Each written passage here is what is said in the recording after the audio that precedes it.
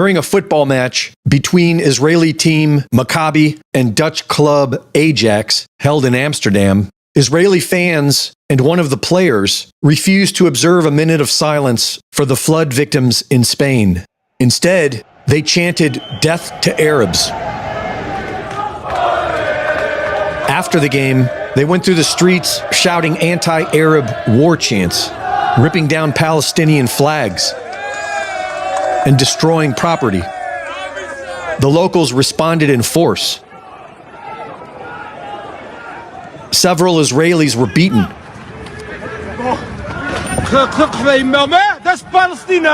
Injured. And some are reportedly missing. The mainstream media is predictably spinning it as an anti-Semitic hate crime against the Israelis. But the majority of the world now sees through that. As endless images of dead children flood social media, Israel and the United States are being solidified in the minds of the masses as war criminals. The U.S.-funded war for a greater Israel has now entered into Lebanon. Netanyahu warned the Lebanese people to leave their homes because Hezbollah may have hidden weapons in them.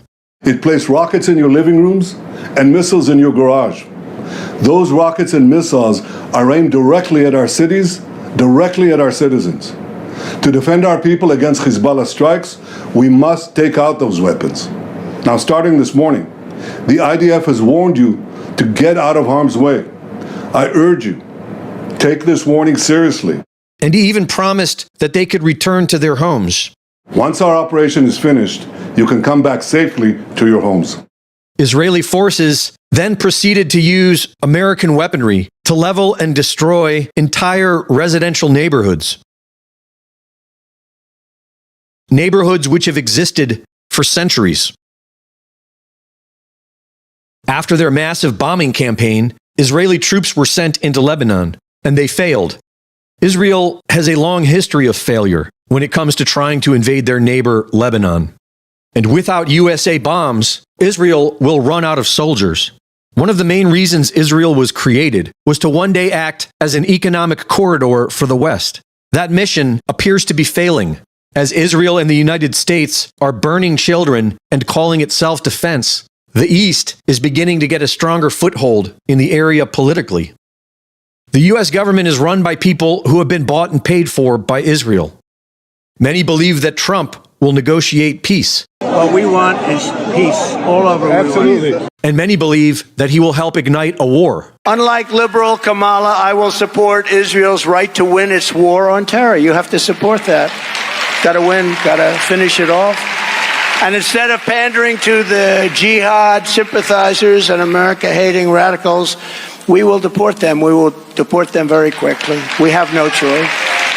This is on the occasion of Donald Trump's presidency. God bless America. God bless Israel. Woo!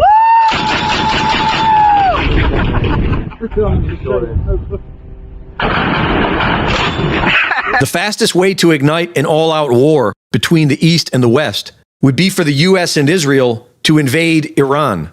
And if resetting the world currency is the catalyst for all of this madness, then a world war would serve as a useful cover story for the history books.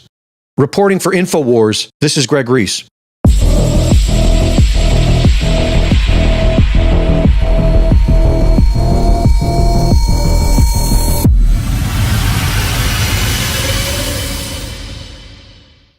Hello and welcome, everyone. It's Doug Diamond here.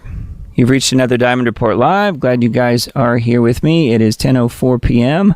on 11/10/24, Sunday night after Election Day. Yes. And how about that Reese report? I thought that was pretty interesting. The Israelis and Netanyahu and all of those Zionists over there running the show must think Trump's going to support them, and maybe he will. I don't know. It remains to be seen. I will have to reserve judgment at this point. He's saying, though, even in that clip, that he's going to support Israel, and my guess is he will. The question is, how far will he go? I mean, when he learns what's actually happening in Gaza, maybe he won't, but maybe he still will. We just don't know. It's too early to tell. So, yeah, you can see that her pronouns are she and lost. Thought I would point that out. And I'm not sure if she's officially adopted her new pronouns yet, but if she hasn't, she should. So, yes, the election is over, or is it? Well, the first stage of the election is over, yes. That is where you go and vote and wait for the results. And, yes, it was a heavily rigged election, and the voter turnout, the tsunami of voter turnout, was still enough to put Trump over the top. And, it's not, for me, it's not really a lesser of two evils. I think Trump wants to do a lot of really good things. We will see what happens, of course. We'll have to reserve judgment. I do really think that he wants to make his second time, or really third time he's been elected, much better than his first. So we will see. We'll see. Again, going to withhold judgment on Trump and let him get in and start work. But that, of course, is if he's able to live to get to the point where he's inaugurated. And now a lot of the talking points that are coming out as of really just earlier today was that they're going to have Biden step down early and install Kamala in that run up to the inauguration for Trump. So we will see. Again, we'll have to see what happens. Who knows? Who knows? But yes, just know that her pronouns are she and lost. And I thought this cartoon was pretty good as well. I posted this on my Facebook page. Don't you find it ironic that as sitting vice president, you have to certify the results of the election where you got soundly defeated? And she's thinking, if I had a teleprompter, I'd give him a piece of my mind. Yep. And this kind of helps explain things as far as what happened over the last week. And you can see that the states that she won versus an ID requirement. And it's pretty plain. It's pretty obvious. If you look closely, all of the blue states, every one of them, no ID required. Or at least a non-ID or a no photo ID, one or the other, in all those states. I don't see any red states that are that way, though, do you? I know where I live here, we have to show an ID, and it has to be a picture ID as well here. So, yeah, ID should always be required. Absolutely. But that, of course, is why they bring in all of the illegals and want no IDs for any kind of voting because they know it helps Democrats. Obviously, that's how they cheat. And they almost cheated enough to win, but not quite. Not this time. Not this time, Satan. They still lost 20 million votes. Yeah, I know. Yeah, I've seen the numbers where her overall numbers were way less than Biden's 81 million. Well, as I've always said, Biden got 81 million votes supposedly in 2020, but that wasn't from 81 million voters. If you think about it, that is really all you need to know. Anyway, all right, let's keep moving. We've got quite a bit of news to look at tonight, so we'll see how far we can get. It is just after 10 p.m. on Sunday night, and I'm glad you guys are here. Looks like we got a good group in chat. We've got Rumble rolling as well. So we're live streaming on both those two platforms. I decided not to live stream to Facebook, so sorry for you Facebook folks. If you guys hear this later, you're welcome to join. You'll just need to do so either from Rumble or from YouTube. It just doesn't make sense for me to spend the clock cycles on my computer running live streams to Facebook when there's not really that many people tuning in, honestly. So there's no point in doing that. All right. So let's take a look at this first article. Blue wall governors vow to defy Trump amid power transition. Of course they do. Democrat Party governors are making it clear that they will oppose the new Trump administration to protect their state freedoms after the 45th divisive and decisive election win on November the 5th. A number of Democrat governors have promised to resist federal imposition after Trump returns to the Oval Office. So that, of course, if he does.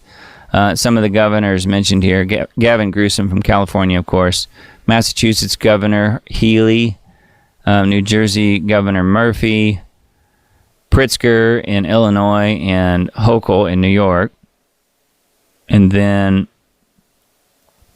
I don't see, I'm sure Walls as well, right? And whoever else. So, yeah, we'll see how much he can actually accomplish. He doesn't actually need the governors to do very much. He can,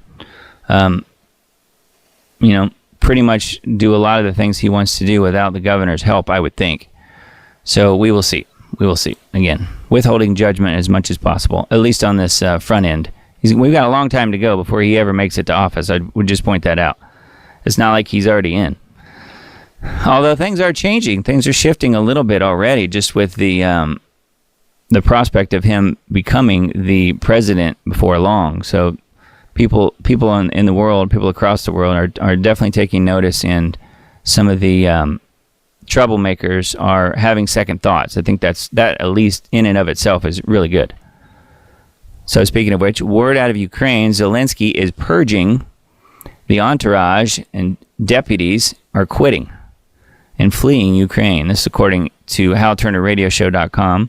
Word out of Ukraine tonight, Sunday, November 10th, is that government people are now fleeing the country, meaning government of Ukraine.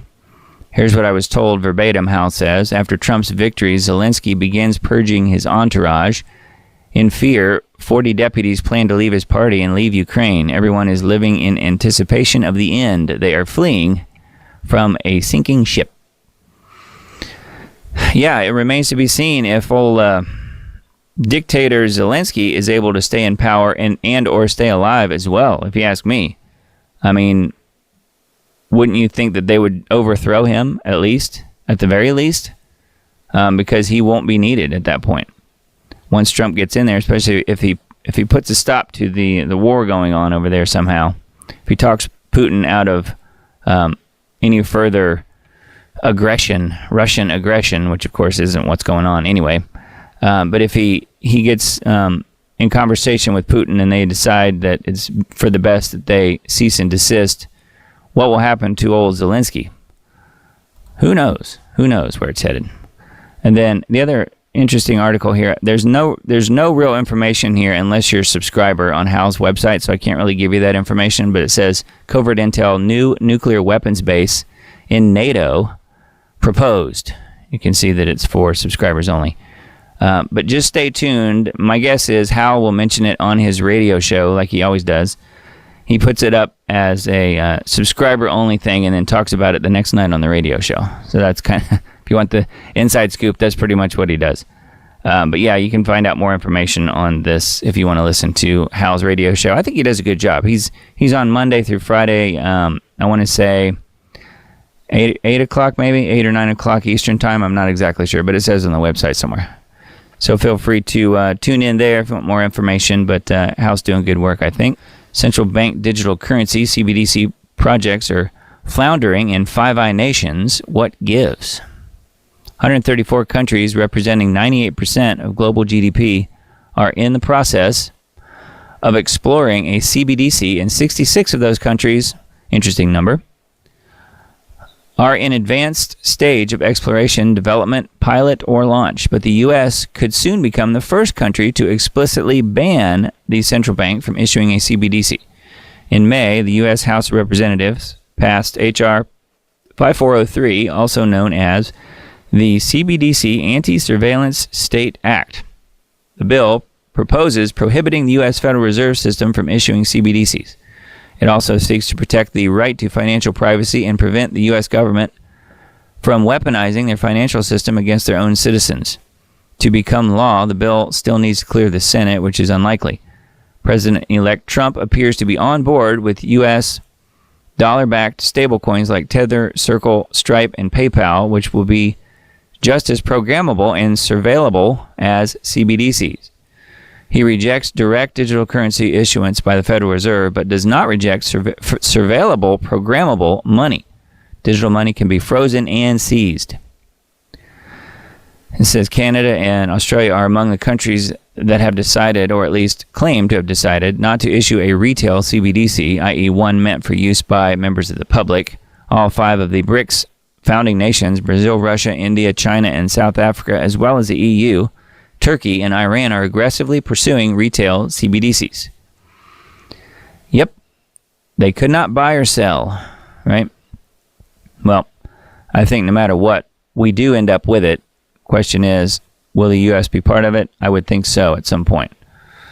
Who knows exactly how things are going to unfold, but yeah, this is saying that Trump isn't necessarily going to back one version of it, but he will be backing another version of it. So if it's digital, it's controllable. If you can't touch it, you don't own it, as my friend Steve Quayle would say.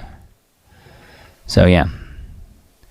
Anyway, that's on needtoknow.news, and one more from that same site. Alex Newman article is Martial Law Plan for Emergencies, or are emergencies planned for martial law? Maybe a little of both. Alex Newman is an author and Freedom Force Council member who will deliver a speech titled, Is Martial Law Planned for Emergencies, or are emergencies planned for martial law? He will examine planned emergencies that have facilitated policies put in place over the past few generations to create a totalitarian military police state.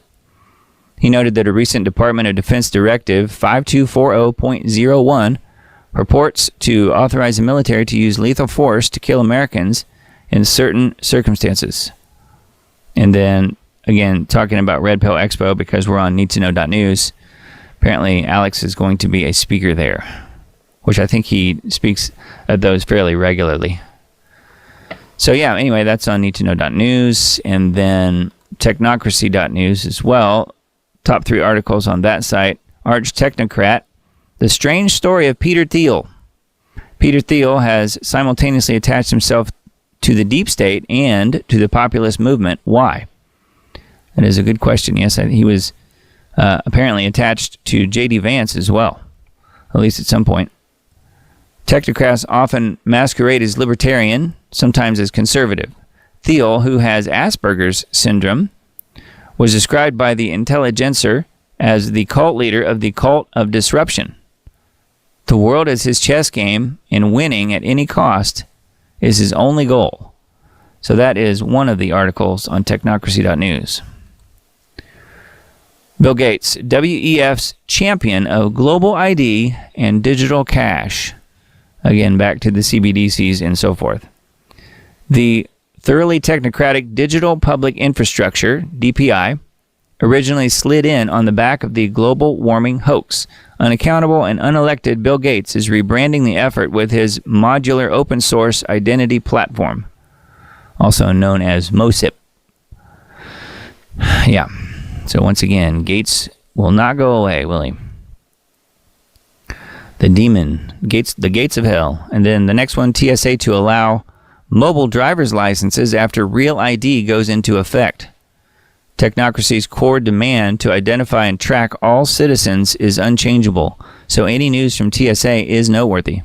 TSA is temporarily backing off of Real ID requirements set out in the Real ID Act in 2005, which are due on May 7th, 2025, by allowing states to apply for a waiver to substitute mobile driver's licenses, MDLs. The TSA has a goal of accepting MDLs in all airports by expanding the technology nationwide. So they're putting off the Real ID in favor of a different digital version. So just one that you have on your phone.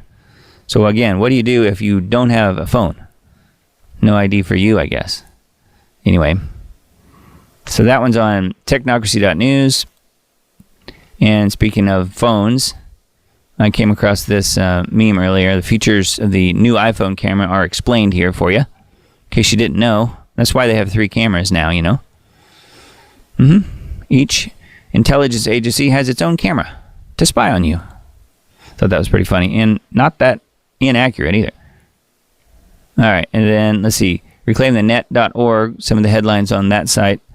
When fact-checking fails, FEMA's political fallout puts misinformation police under the microscope. And Australia's under-16 social media ban is a backdoor to digital ID. Once again, back to that. Trump 2.0 Reloaded, what it means for Google's antitrust woes. And then J.D. Vance warns U.S. may withdraw NATO support if Europe tries to censor social media platforms. And then the last one here, Judge clears path for fresh evidence in explosive social media censorship lawsuit against Biden administration. So those are the top articles on reclaimthenet.org. It's a pretty good site. Pretty much all, I think, for the most part, based around censorship and digital ID and so forth. So if you're interested in that information, I think that's a good website for that. TheLibertyBeacon.com. Trump says no to Mike Pompeo and Nikki Haley for second-term cabinet. So that's good news. Yeah, it was being floated around there, and then all of a sudden he's changed his mind. It's because he's seen the video that he didn't know about a few days ago, I guess. It's apparently the InfoWars bunch got the video where Pompeo is bragging about how basically Trump should be imprisoned for the Mar-a-Lago papers, the top secret papers supposedly that he had, and all that whole setup. You guys remember from a few years ago now. And Trump didn't know about the Pompeo video talking about all that stuff. So now that he's seen that, he says no thanks. So I think that's good news, at least. President-elect Trump is sending a strong message to the interventionalist and neoconservative wing of the GOP. There's no room in his next cabinet for former Secretary Mike Pompeo and Nikki Haley, ex-UN Ambassador Nikki Haley. Trump made a proclamation in a post in his Truth Social platform Saturday evening, last night, ending any speculation that his two former cabinet officers and occasional critics, I would say backstabbers too, would make a return in 2025. Quote, I will not be inviting former Ambassador Nikki Haley or former Secretary of State Mike Pompeo to join the Trump administration, which is currently in formation, he wrote. But yeah, then he goes on to say he appreciated and enjoyed working with them. So it's so crazy how he'll say how wonderful people are, and then, do the opposite of what most people would do. Why would you bother praising somebody that that you're not going to hire, or that they're trying to stab you in the back? I don't get it. But anyway, that's kind of one of his little foibles. How badly Harris lost and why. And Trump is the first Republican in 20 years with a chance to win the popular vote, this says. Well, it was not only a chance, but he did. Trump appears to have been the first Republican in 20 years to win the popular vote. Scouring the internet, the only Democrat figure who seems to be smiling is President Joe Biden, meaning fake President Joe Biden. For the others, it seems to be a time of mourning. A look at the results, their implications, and the machinations of the federal bureaucracy is in order. So, Harris-Walz were not the only losers. They were the media, which gave him 95% negative coverage, and the pollsters. That's right. They were all wrong, weren't they?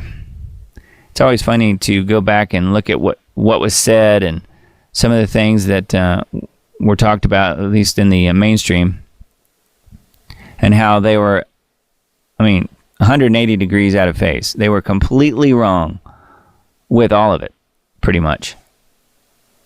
Worst of the cable news was MSNBC, which Comcast is trying to unload. I didn't realize that, trying to sell them. They don't see any takers. The issues Harris-Walz chose to run on were wildly unpopular. Open borders, hyperinflation, abortion, deification, the transgender mania, the crime wave, and the green obsessions all did their bit to repel voters. The racist, quote-unquote, Trump won more minority support than any Dole, McCain, or Romney figure of the past. Yep, and don't forget they tried to kill him a couple of times, and they tried to lawfare him into oblivion. They tried to put him in prison. They tried to do all kinds of stuff to him, but he came out building his audience every time that happened. Trump is president-elect for 2 days. It says that around the world, even before he was sworn into office, Trump's win is having a significant impact. He's president-elect for 2 days, and this is the bullet points here. Stock market hits record high, which that's all fake in anyways. Faked and totally controlled. Migrant caravan at our border dissolves. So that is really good news. Hamas calls for an end to war. Bitcoin hits record high. Putin ready to end the Ukraine war. Qatar, or some people say Qatar, kicks out Hamas leaders. EU will buy U.S. gas, not Russian gas. Putin will sell oil in U.S. dollars. Zelensky phones Trump and Elon. NYC mayor ends vouchers for illegals. Mexico to stop migrants at the U.S. border. How about that? China wants to work peacefully with us. And big U.S. company to move out of China. I repeat, Trump has been president-elect for 2 days. This was as of a couple days ago. So, all that's good. I'm not saying it's not, but, I mean, it remains to be seen. We'll just have to withhold judgment for a little bit here and let him actually live and then be sworn in January. We will see what happens. It would not surprise me if they tried to put her in as president and then do something. So, anyway, we'll look at that a little bit closer as we move on tonight. LibertyBeacon.com, another article from there. Russia dominates U.S. as world's largest owner of natural resources. But I thought Russia wanted to take over the whole of Europe. Didn't they want to basically just pounce on and take over all of Ukraine? And then once they were done stealing all the resources of Ukraine, according to people like Lindsey Graham and others, they wanted to basically co-opt and steal all of Ukraine's resources. Then they wanted to move on to Europe too and take over all of Europe. I thought that's what Russia wanted to do. Turns out that may not be exactly right. No wonder Russia was always a target in the Western deep state, Here's a sense of its landmass. Russia also controls a significant region in the Arctic. So you can see here when they overlay it on top of the United States, it seems to me like it's even bigger than this, but I guess this is what they're calling is accurate here. It seems even larger when you lay it over the top of Northern Africa. Natural resources are the backbone of modern manufacturing necessary to produce everything around us. According to 2021 data, 10 countries dominate the global natural resource landscape, each holding vast reserves critical for various industries. Look how much Russia is dominating everyone. 75 trillion. Main natural resources. They have coal, natural gas, oil, timber, and rare earth minerals. Then they've got the U.S. at 45 trillion. Yes, but much of that has been stopped by the Biden administration. And I'm not sure how much of this is actually accurate, but they're probably saying best case scenario 45 trillion. So anyway, and then you can see the other countries drop way off from there. Russia's 75 trillion in natural resources. Russia leads the pack with natural resources valued at 75 trillion, largely consisting of coal, natural gas, oil, and rare earth metals. At the end of 2018, Russia's Ministry of Natural Resources and the Environment valued the country's mineral reserves at approximately 1.44 trillion just in minerals. So, wow. Anyway, just wanted to mention all of that. I didn't know how much you guys knew about natural resources in Russia, but they are plentiful. All right, zerohedge.com. Trump takes Arizona. I guess it's official now, finally. Completes the sweep of all swing states. CNN says victory was so massive he, quote, broke history. Yes, but they were the same ones that said he would never win. That it was Kamala's to win. President-elect Trump has won Arizona, completing a sweep of all 7 battlegrounds in the 2024 election. The Associated Press called the race at 9:21 p.m. Eastern on November 9th, literally last night. They finally called the race. With this win, Trump's total electoral college count moves to 312, with Harris at 226. Trump was projected to win the election in the morning of November the 6th. Harris conceded the race later that same day. Yes, she did. She came out and gave a speech and was all, semi-happy. She probably hopped up on some different drugs or alcohol or something, who knows what, saying how they're going to play nice and so forth, but I don't buy it. I'm sure you guys don't either. I'm sure many other things will be planned for Trump and all the rest of us in the coming weeks and months. Anyway, there's the final electoral college map. 312 votes for Trump is what he ended up with.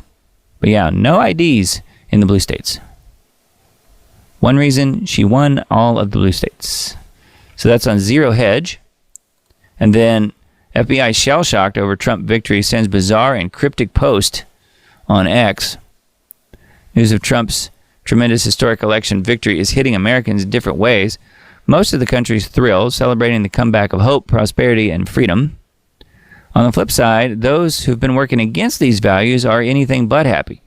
They're shell-shocked and scared, stiff. And no one should be more worried than the yahoos over at the FBI, who've made a career out of targeting and harassing anyone who doesn't fall in line with the progressive agenda. A new report says FBI bigwigs are sweating bullets now that Trump is back. So then there's a blurb about that. It says, well, they should be nervous.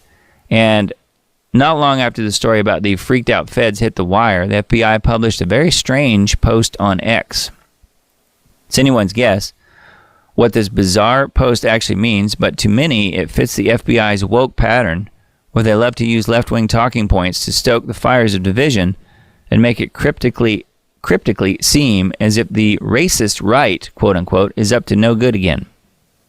So this was their post on November 7th, so just 2 days after the election. FBI statement on offensive and racist text messages.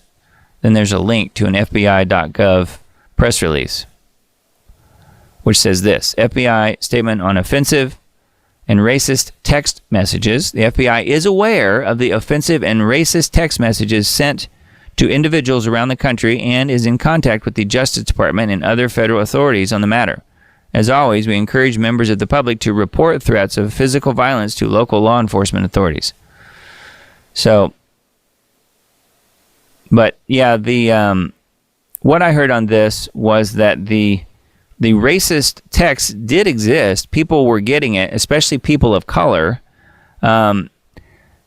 talking about things like, and this isn't me saying this, I'm just repeating what I heard, talking about going back to the plantation and so forth. And they really were racist. They were horribly racist, apparently, texts that were sent to a lot of people. But it turns out the list of people who received these text messages were Democrat donors. And who is it that controls those lists? So therefore, who is it that sent the text messages to these Democrat donors? It wasn't the Republicans, if you know what I mean. So anyway, that was, I think, what the FBI is talking about here. And then they say, reading further into this article, meanwhile, death threats against Trump and Musk and Trump supporters are all over the internet, but the crime-fighting experts at the FBI haven't posted a word about those. No, that's okay. It's okay when people threaten Musk, and it's okay when people threaten Trump. It's fine. Democrats, the party of love and tolerance. So we've got some embedded tweets here and some other things. So, yeah. Anyway, there's more on this article if you want to look at it. Revolver.news.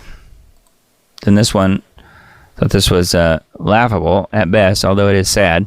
Democrat Gallego defeats Republican Kari Lake, wins Arizona Senate race. This was as of, I guess, yesterday. Ruben Gallego has defeated Republican Kari Lake. I highlighted the word defeat because she wasn't defeated by Ruben Gallego. She was defeated by election fraud. That's what did it. Now twice.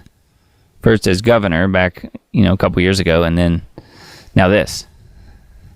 So I would think, I'm just guessing, but I would think that she will probably be in some way, shape, or form part of the Trump administration. If again, if he makes it to Inauguration Day and they get him sworn in, I'm thinking that she probably will be part of the Trump administration to some degree, as she should be. She's really great, I think. I was hoping that she would be the vice president, and then he picked Vance. But anyways, I just thought that was kind of funny because it wasn't Gallego defeating her. No, it was election fraud that defeated her, just like last time.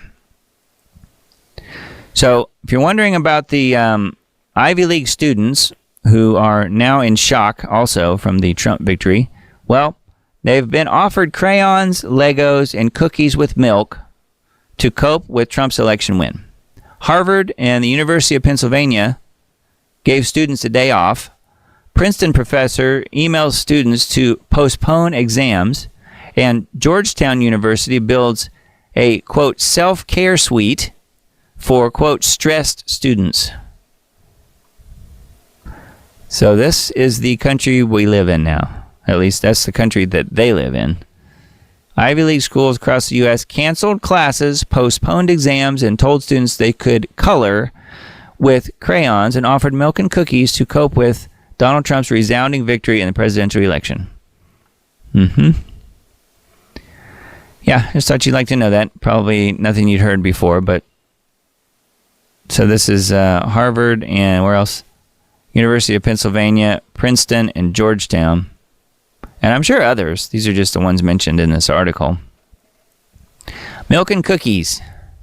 And Santa will be visiting them soon. And the Easter Bunny.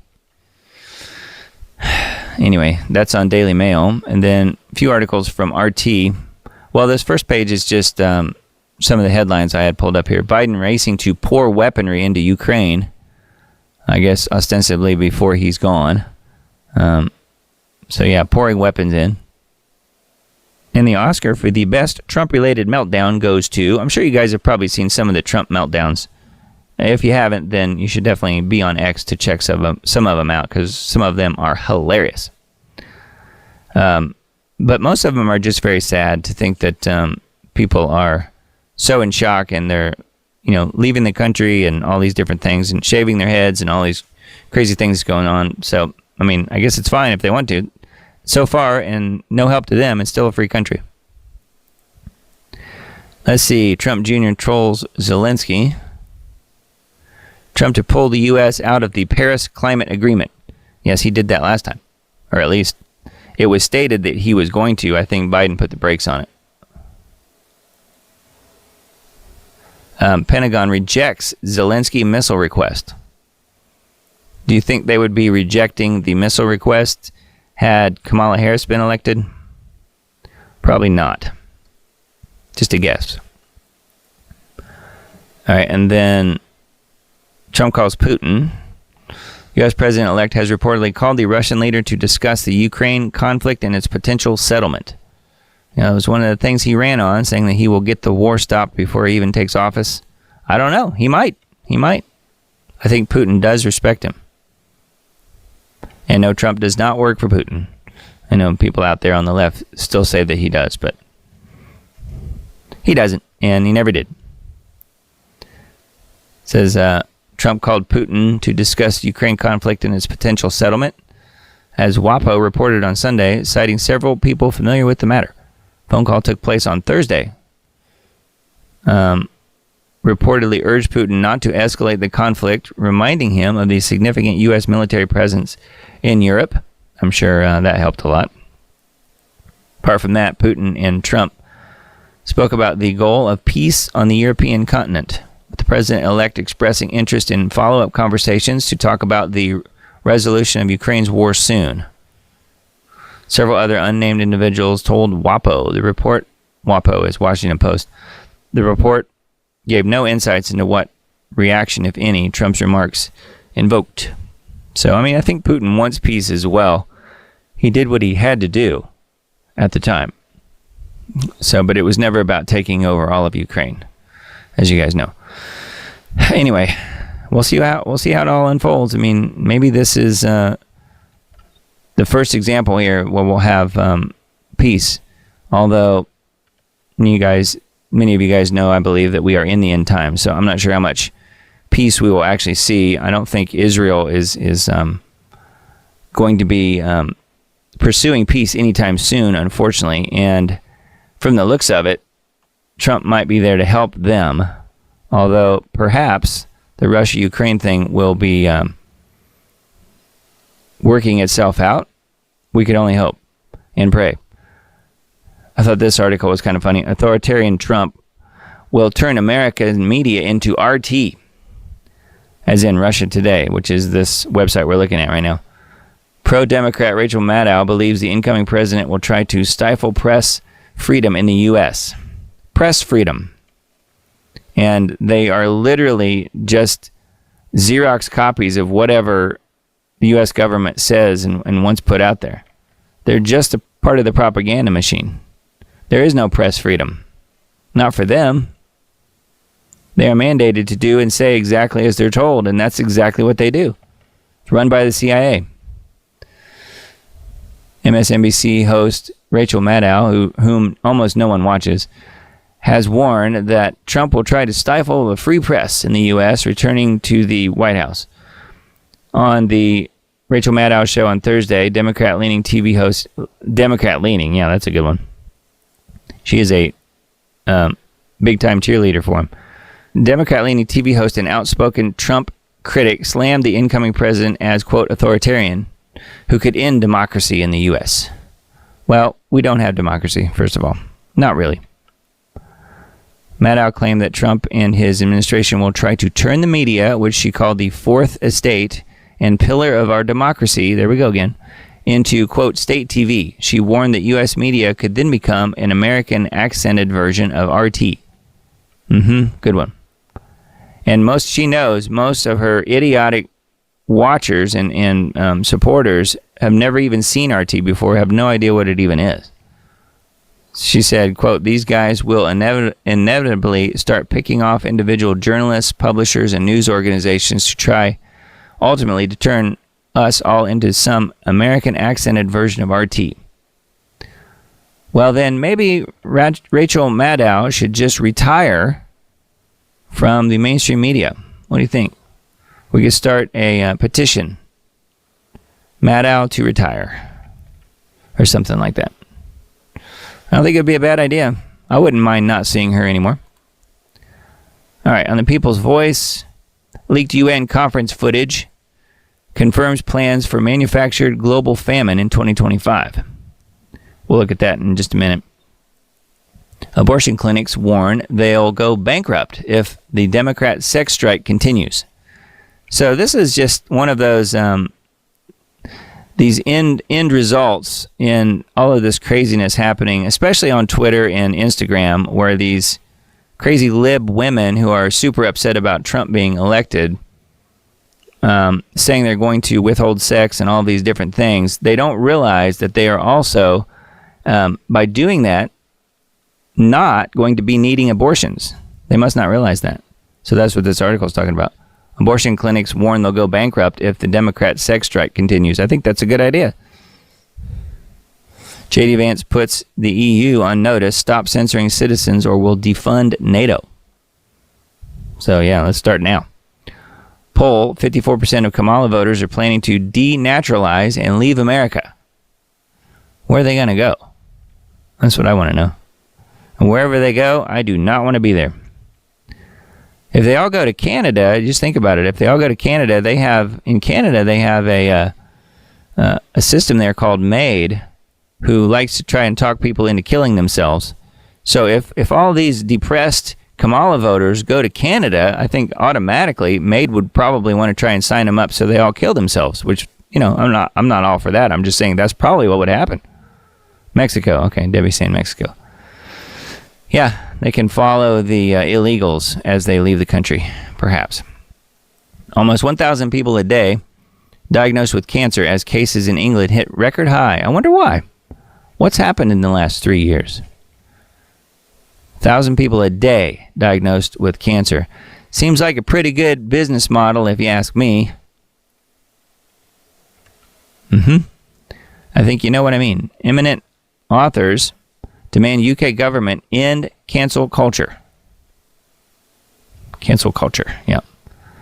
Senior Trump campaign advisor says Zelensky must accept that Crimea is gone. They're still arguing about Crimea. It hasn't been part of Ukraine for a long time. They're telling him that he finally has to accept it. Trump plans to pull the U.S. out of the Paris Climate Agreement. Again, mentioned that earlier. Yale psychiatrist urges liberals to totally sever ties with Trump voting family members. Yes, and move to Mexico and move to Canada.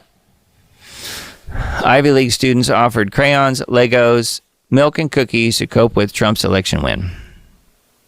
So, mentioned that one earlier too. And then this one, leaked UN conference footage confirms plans for manufactured global famine in 2025. Leaked footage from a UN assembly meeting reveals a decades-long agenda for global control aimed at weakening the population by 2025 through invisible, insidious methods. Yeah, watch just a little bit of this video, and of course they're talking about geoengineering front and center here, but many other things. Anyway, this article is available. It's on thepeoplesvoice.tv.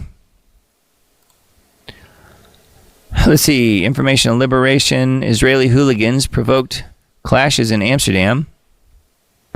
Interrupted moment of silence for flood victims. That was in the video that we played at the start of the show tonight. Israeli government threatens Dan Bilzerian, Tucker Carlson, and Candace Owens for criticizing the Gaza genocide. How dare they talk about the truth of what's happening over there? The Israelis burning little kids. You can't talk about that. They should know that. You guys have probably heard about this story. South Carolina police assist in corralling escaped lab monkeys. So here we go again. Now we got the monkeys happening. Thought this was kind of interesting here. It says authorities in Yemassee, South Carolina on noon Thursday closed in on roughly 43 rhesus monkeys. The monkeys, all young females weighing about 6 or 7 pounds each, escaped the Alpha Genesis facility in the area on Wednesday. Authorities believe they were hiding in a wooded area around the facility and urged residents not to approach the area. The monkeys are skittish and extraneous noises could hinder their capture. Do these monkeys carry diseases? ? The monkeys were too young at the time of their escape for Alpha Genesis to have used them in research. So they say. Why else would they allow these monkeys to get out? How did they escape? This says the caretaker failed to secure a door to their enclosure. So his one job he was supposed to do, he failed at.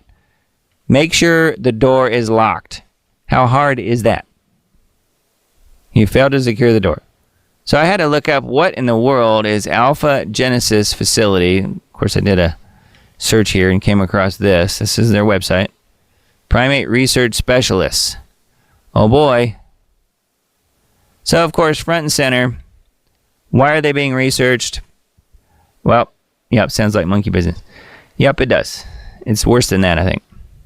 Why do you suppose they're being researched on? Well, they're being used for biomedical research, of course.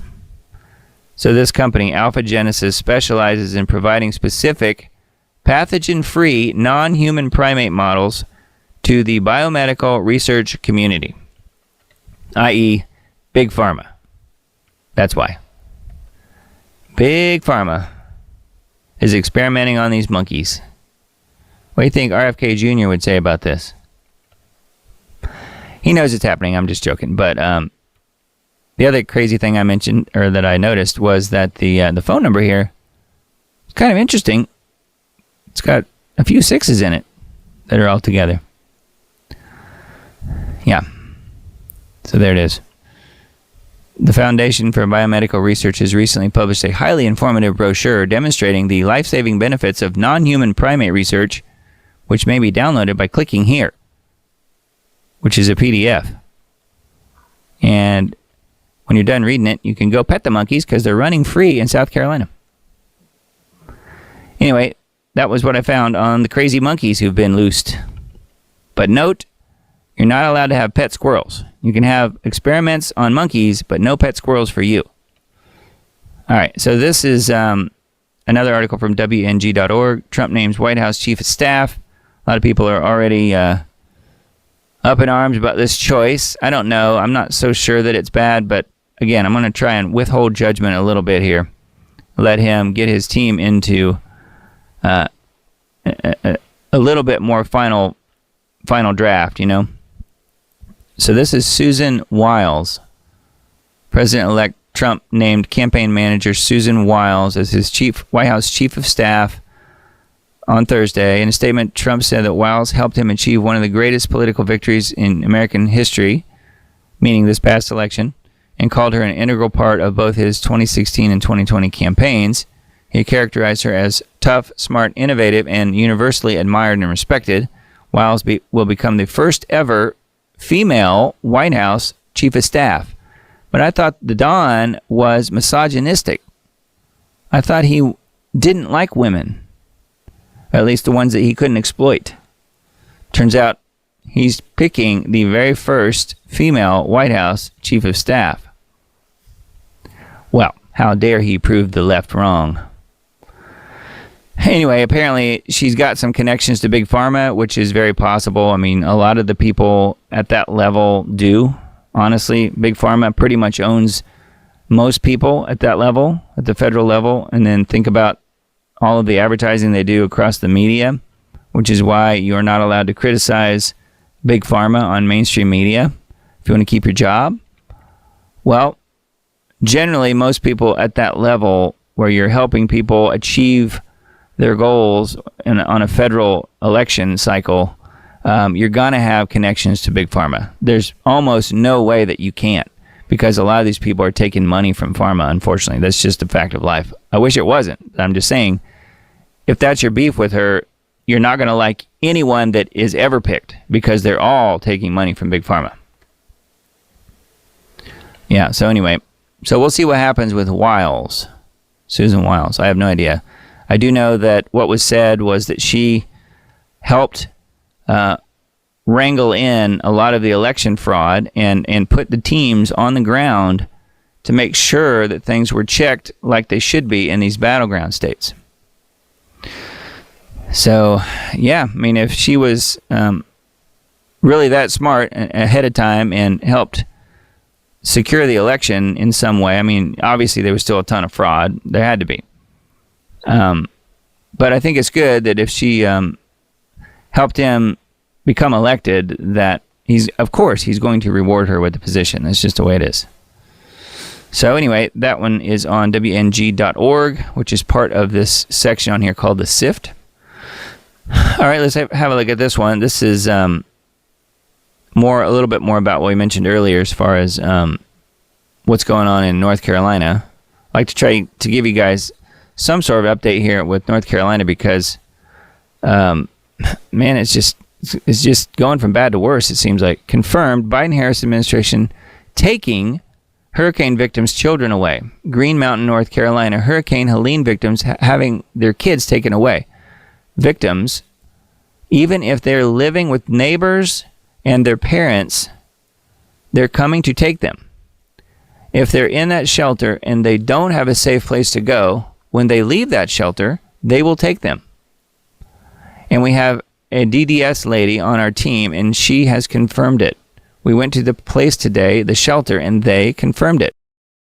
Awful what they're doing. What are they doing with They're taking the kids if they don't have places to go. Like if they don't have a camper or like something to go in, Right. they can't. They're close. CPS is coming to take They're them. Child taking, engagement. yes, that's what they're doing. Even if they're living with neighbors and their parents, they're coming to take them. I know if they're in that shelter and they don't have a safe place to go when they leave that shelter, they will take them. And we have DSS lady on our team, and she confirmed it. We went to the place today, the shelter. They confirmed it. Oh my God. Yeah, no, it's real. They're taking the kids from the parents. Yes, if they don't have a safe place to take them. And they're closing the shelters by Friday.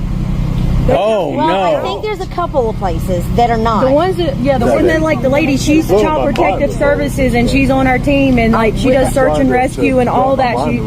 And she said it was real. Like, I didn't believe it. I need you to tell me 5 times this is real. And she's like, it's real. And then we went to the shelter, and she said it's real. Like, I couldn't wrap my head around that being real. Yeah. And Like, I still can't wrap my head around it being real. that's just the beginning. What they do. I know. What they do with these children is. And they're taking them to Asheville. Oh no. Yeah, anyway, pretty scary stuff. What's going on with the kids in North Carolina? So I just wanted to let you guys know about that. And then this is really more of the same here. Different person tweeting this says, breaking, FEMA confirms it has begun an acquisition project of land in western North Carolina. In their own words, this project moves people out of the 100-year floodplain or floodway, demolishes the property, and leaves it natural into perpetuity, preventing future flood damage. Yes, and from being inhabited by people who are Trump supporters, or just people in general, I guess. So taking the kids and taking the land, which many of us have been talking about really since it all happened. Not good. Just wanted to impart that information. I thought that was certainly something that needed to be talked about. And again, I think a lot of these types of stories, the best place to find them, because they're not being really reported on anywhere that's mainstream, is on Twitter X. It's really the best place to find this type of thing. So anyway, have a look at that if you want. And then as far as these two particular articles, if you wanted to follow up with these, you can find them on Twitter. I will also retweet them on my page as well. So you can find the Diamond Report on Twitter. Anyway, Sputnik article, Nukes, NATO, and the New World Order. Putin highlights global challenges facing the world in the coming decades. Putin has said that the coming decades could prove even more difficult than the first quarter of the 21st century, owing to the birth pangs, where have you heard that, of the formation of a new multipolar world order. Birth pangs. So, it says the imposition and transformation of totalitarian ideologies into the norm is a threat. We see in the examples of today's Western liberalism, which has resulted in extreme intolerance and aggression toward any alternative, toward any sovereign and independent thought, and today justifies neo-Nazism, terrorism, racism, and even the mass genocide of civilian populations. And he is 100% right. And then Threadreader, this article says, liberal women are insane. The stuff I've seen them post in their videos have been shocking. They're not living in the same world as us. It's an entirely alternate universe. When Biden won in 2020, the person that wrote this article here says, I was pretty ticked off. I lost a lot of money during his presidency, and I said, oh, well, it's just money. I'll make more. I watched friends lose their careers because the government was forcing them to take a vaccine. These women, under absolutely no threat, are having full-scale mental breakdowns. Yes, it's called brainwashing.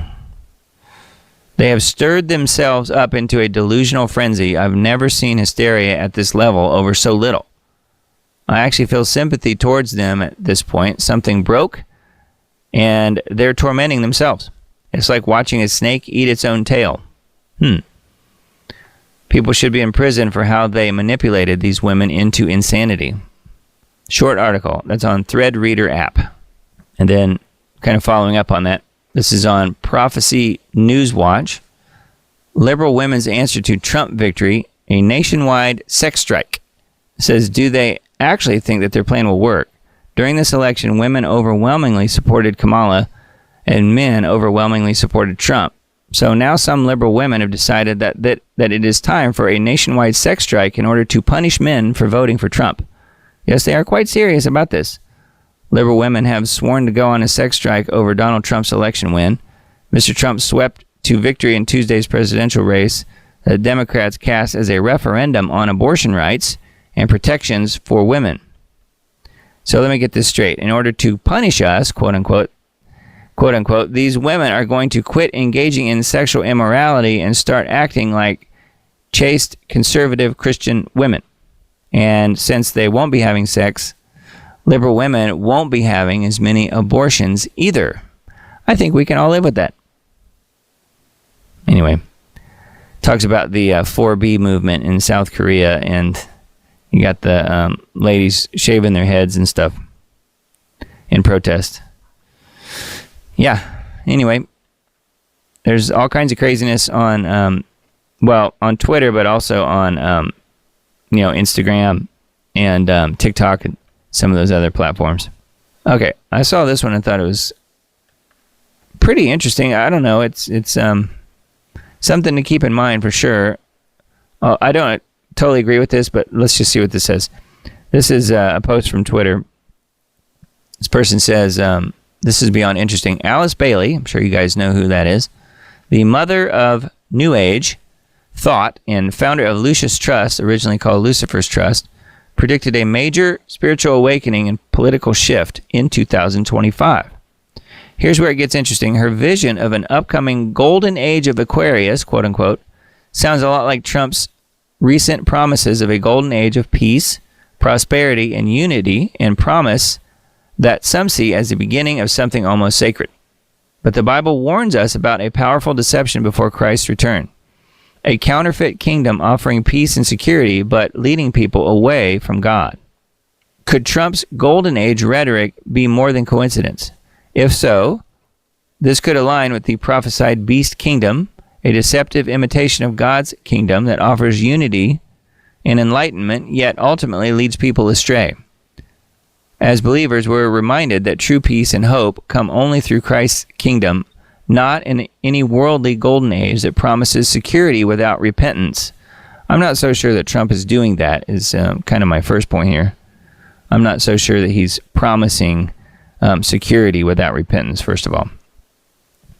The other thing I would say about this, or at least one other thing, is that the beast kingdom has been being built for decades. You guys know that I personally believe that the Antichrist isn't 100% revealed yet, but that it will be King Charles. And he has been in power and behind not only behind the throne literally, but also in power, running things in secret all across the world since 1969. Decades. And if it's been decades that he's been in power, he's had the ability to build out and see to it and pay for the building out of much of the infrastructure of this beast system. Donald Trump has not been in power that whole time.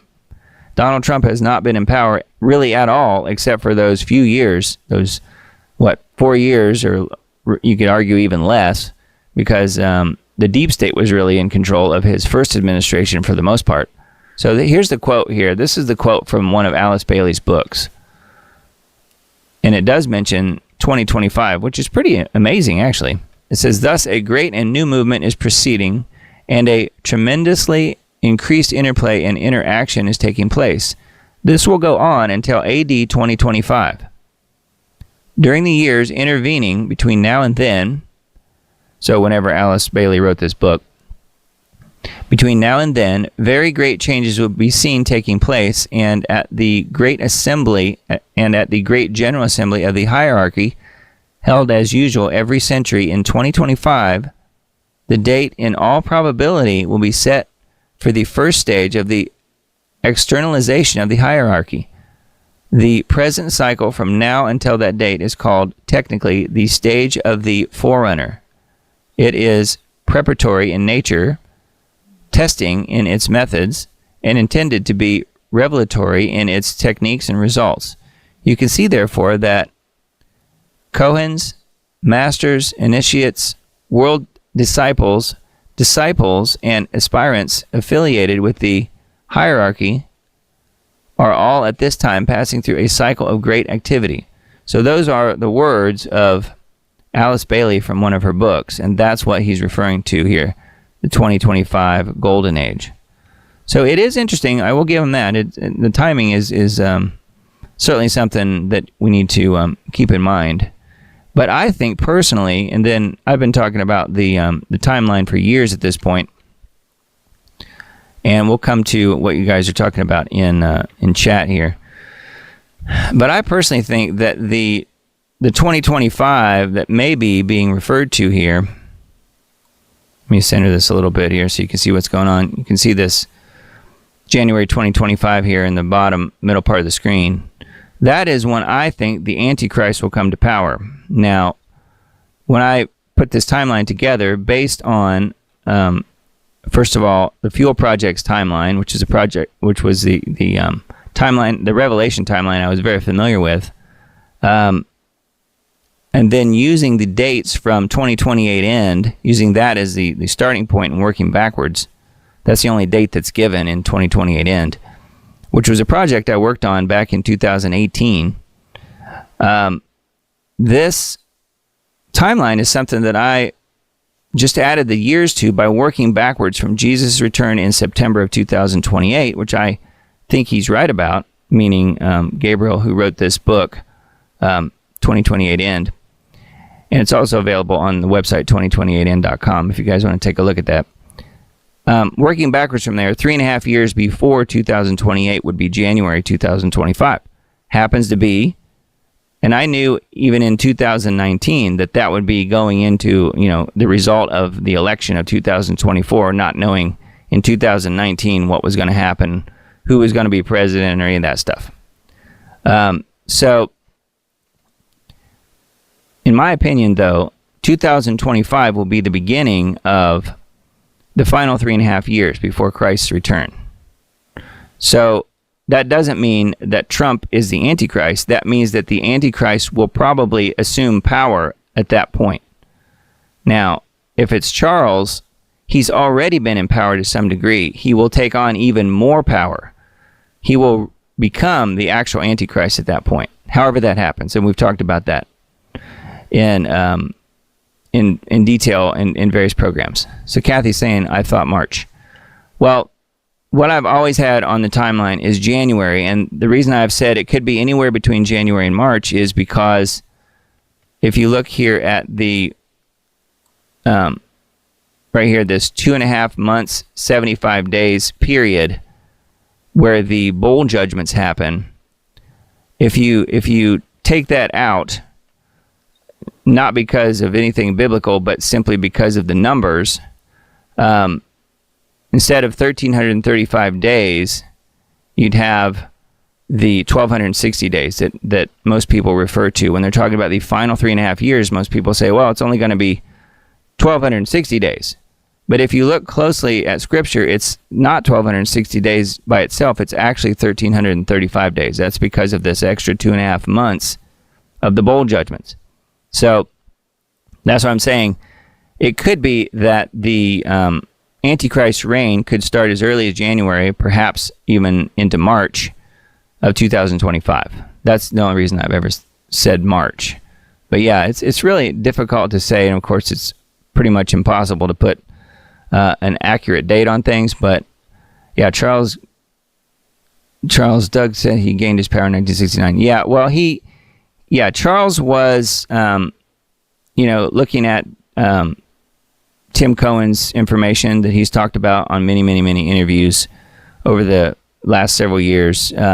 He's talked about how when Charles, when he was given his investiture, when he was made the prince, that happened in 1969, and that he's been secretly, kind of covertly, in different ways, running much of the world, at least the organizations that, work with the UN, and now we have the World Economic Forum and all of these things. He's above all of that stuff. So he's been behind the scenes since then, since his investiture when he became the Prince of Wales in 1969. According to what Tim Cohen said, and he's put out a lot of information about how Charles has been behind the scenes doing these things, and seeing to it that we do go under a world government. And a lot of this stuff has been things that he's been pushing all along. Yeah, when the Queen princed him. All of these things have been things he's been working on all along. So I have no idea. I'm just saying that it's very possible that the infrastructure of the beast system has been being built out since at least that time. Yeah, so some really good arguments for Donald J. Trump as the Antichrist. Yeah, well, he doesn't, I understand that, but he doesn't fit biblically. His name, the system that is used to determine 666, adding up to the person's name it doesn't work with Trump's name. And, but it does work with Charles, Prince of Wales, not only in English, but also in Hebrew. And this is something that Cohen's talked about, again, on many interviews. So biblically, it doesn't work according to the numbering scheme, the numbering system that is talked about in the Greek version of the Bible. So it tells you in the Greek version the numbering system to use that determines the 666, and the Charles, Prince of Wales fits into that structure. It fits into the biblical numbering system, and that is not only does that work out in English, but it also works out in Hebrew, which is pretty amazing. So anyway, yeah, I just wanted to mention that as far as the 2025 and this whole thing with this this article that we talked about, this Alice Bailey thing is pretty interesting. I don't really know, if this really has any importance or not, but I did want to mention it just because it's, talking about Trump and the golden age and all this stuff. I personally don't think that Trump, I think he has an important role to play. I do not think he's the biblical Antichrist. We'll just say it that way. So anyway, and then I also found this one, which was kind of interesting, on Singularity Hub. Europe aims to visit this large asteroid when it brushes by Earth in 2029. And again, this is something that Tom Horn mentioned many times before he passed away, talking about Apophis. So this is Singularity Hub talking about European Space Agency has given the go-ahead for initial work on a mission to visit an asteroid called Apophis. If approved at a key meeting next year, the robotic spacecraft known as the Rapid Apophis Mission for Space Safety, also called Ramses, will rendezvous with the asteroid in February 2029, which is what Tom Horn was saying. Apophis was going to be the biblical version of wormwood. So that's what he was saying that for a long time. Whether it is or not, I have no idea. Personally, I think that wormwood is probably the tail remnants of the Planet X system coming through our system.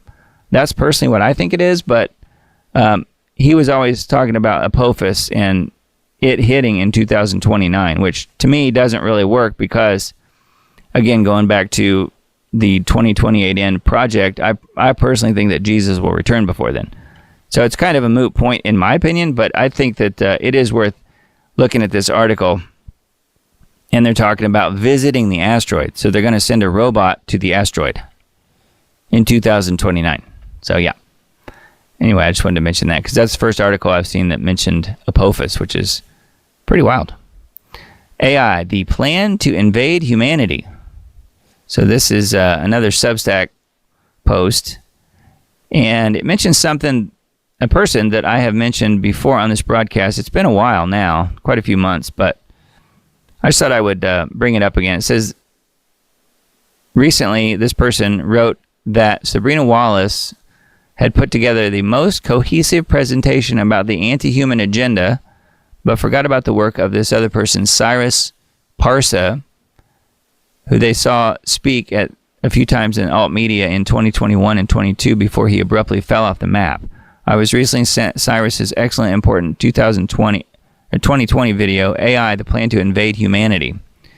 This video echoes many claims of Sabrina Wallace's, but with the added claim that the agenda to connect the human biofield to the cloud via 6G wireless communications technology is not human in origin. It should be obvious to anyone paying attention that the anti-human agenda of the globalists is so anti-human that it simply cannot be human. I would say no, it's demonic. What I don't know is if they're referring to like off-Earth intelligence kind of thing. I don't know.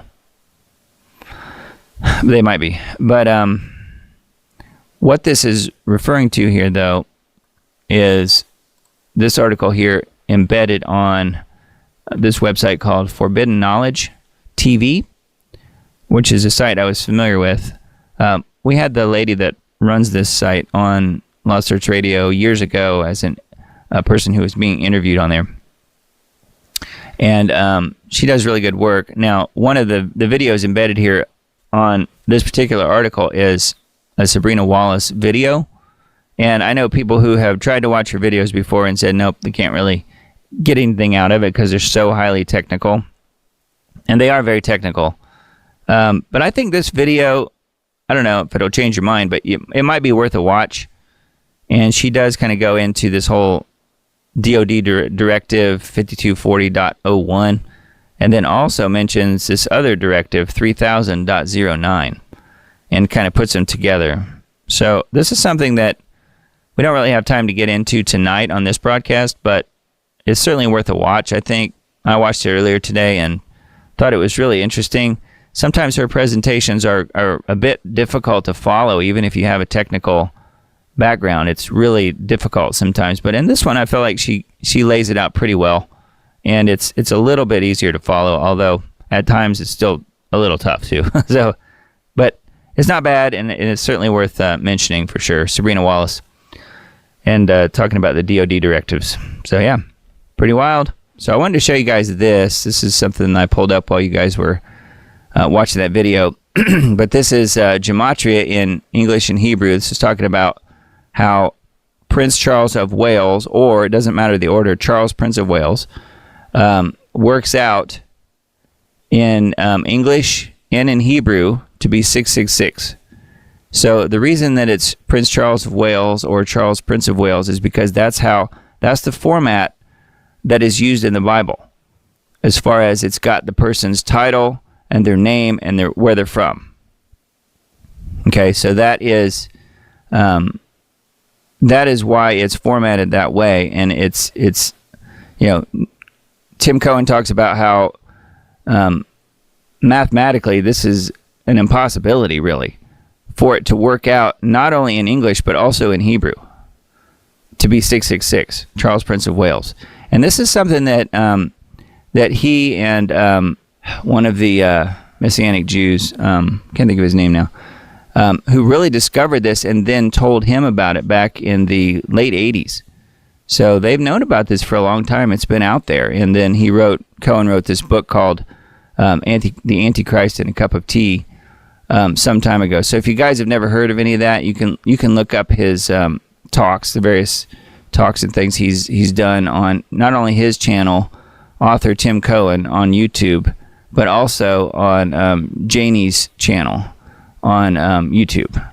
So I think he's doing really good work, and he's put it all out there as far as how biblically it does work out. Now, you can disagree, but I'm just saying Donald John Trump does not work out to 666 in English and Hebrew. So, I mean, you might not like the guy, and lots of people don't like the guy. So that doesn't mean that he's necessarily the Antichrist, though. You know what I mean? So you're welcome to believe what you want. You're welcome to believe that his ear being nicked by a bullet, grazed by a bullet, is the massive head wound that we've all heard about all this time, looking at the Book of Revelation. But in my opinion, that's not what it was. So that hasn't happened yet. Whatever the head wound is, hasn't happened yet. I personally think there will be an attempt on Charles's life, King Charles, at some point, probably within the next few months. We will see. I hope it doesn't happen. I'm just saying that could be what the head wound is, and it may not be a literal head wound. It may be, it may look like he's been killed or something like that. Who knows?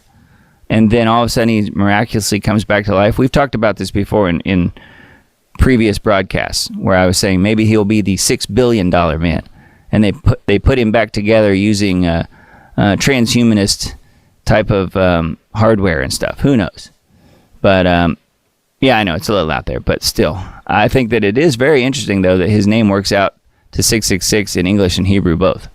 And not only that, he's got he has the coat of arms. You know, here I can find it for you. Here's the coronation invitation. This is, now I've superimposed the word Satan because to me it just really works. But you can see, we went through this on some of the other broadcasts back when this was happening in May of, or just before this happened, I guess, in May of last year. But, you've got the green man here. And to me, the one world religion will probably come from Charles. That will most likely be environmentalism. Not saying we all fall for it or any of that, but it could be pushed on us if the green agenda is something that they're trying. They're probably going to tie carbon credits to your social credit score and all this kind of stuff. So that could be part of the one world religion. I mean, who knows? But that's possible. It's just something that would make a lot of sense, I think. So here's the coat of arms, Prince of Wales, and this is something that Tim Cohen talks about often in his broadcasts, and he's talking about how this fits the description in the book of Revelation. Talking about the mouth like a lion, feet like a bear, that kind of thing. And then this is the unicorn that he mentions as well, and then this is the dragon down here. And he goes into a lot of detail in explaining all of this and how it fits biblically in the book, from the book of Revelation. So I just think it's really interesting, and it to me does make a lot of sense. And just the fact that he's been in the shadows, in power all this time, it does kind of make sense that he could have something to do with it. And we know his. We've heard the rumors, at least the rumblings of his being involved in not only pedophilia but other things as well. So just leave it at that. But anyways, it's something worth looking into for sure. So feel free to look up author Tim Cohen on YouTube. He's got a lot of good info out there. Okay, I found this article too. It's called How America Became Unburdened by What Has Been, using Harris's words against her here a little bit. It says, we'll see many articles on Trump's clean sweep in the days to come. Here's Andrew Corbaco's interpretation of events. How America has become unburdened by what has been. Trump just beat Kamala despite the formidable odds that were against him. He survived 2 assassination attempts, withstood the government's lawfare, and is on track to secure the popular vote. He did do that. Yeah, even though the legacy media was in full support of his opponent. Speaking of her, she's infamous for repeating her phrase about America becoming unburdened by what has been, which means moving past the Trump era. Ironically, the country just moved past her. And here's how it happened. Talking about it's the economy, stupid. Immigration, both legal and illegal, is out of control. Folks are afraid of World War III. The media's smears against Trump no longer work. Musk restored freedom of speech online. Musk, RFK, and Tulsi made it cool to defect from the Democrats. Yeah, they did, I think. At least for a lot of people. The Amish and Poles helped Trump pull ahead in Pennsylvania. Republican GOTV campaign made all the difference. Abortion is no longer an issue in presidential elections. And Walz was one of the worst VP picks imaginable. Yeah. I would agree with pretty much all that. Anyway, that is on theautomaticearth.com. Is where that website is, where that article is on that website. And again, we'll link to this stuff in the Substack post that I send out later on Tuesday. All right, and this is some of the numbers we mentioned early on as well. 2024 election was not too big to rig, but 2020 was definitely rigged and stolen. The question is, why didn't they steal it this time? Oh, they tried. They tried. Trump in 2016 got 63 million votes. Hillary got 66 million votes. This is the popular vote, I guess. And then in 2020, Trump got 74 million and Biden got 82 million. Supposedly. 82 million. But not by 82 million voters. And then Trump this time got 71 million and Kamala 67 million. That's a pretty hefty difference. Yeah, so that is an article on X, actually, from Stu Peters. All right, this one. Google caught manipulating the 2024 election search algorithms. This is not a one-off. I tried myself using google.com, and the search result is indeed being manipulated. When the user uses Google to search for, quote, where can I vote for Trump versus, quote, where can I vote for Harris, the Google result is entirely different. When searching the Harris option, the Google search algorithm tells you exactly where you can go vote. And then using the Trump option, the result is generic. So, here's what it says. The Google search, where can I vote for Trump? And you just get generic pages. CNN talking about her, and then election day, and then there's a Vote Donald J. Trump website listed here. But then if you type in the almost the same exact words and just put in Harris, then you get where to vote down to the street address. This is blatant big tech manipulation by an ideological ally of Democrats. However, it should not come as a surprise, which it doesn't. Below is the reminder of what Google executives promised they would do to manipulate future elections after the 2016 result, which that's embedded here if you want to watch that. Previously, Google is the primary hub through which 90% of all internet activity transpires. Google also controls 75% of online ad revenue. Google's algorithms manipulate the way information travels within the internet, and in actuality, Google can stop and shut down information according to their ideological definition and approval therein. With unlimited influence and almost unlimited power over what you are able to see and hear on the internet, Google is ominous. So when the leadership of Google crying over their inability to influence the 2016 election, and when you hear them say they will double their efforts to make sure it doesn't happen again, everyone should be alarmed.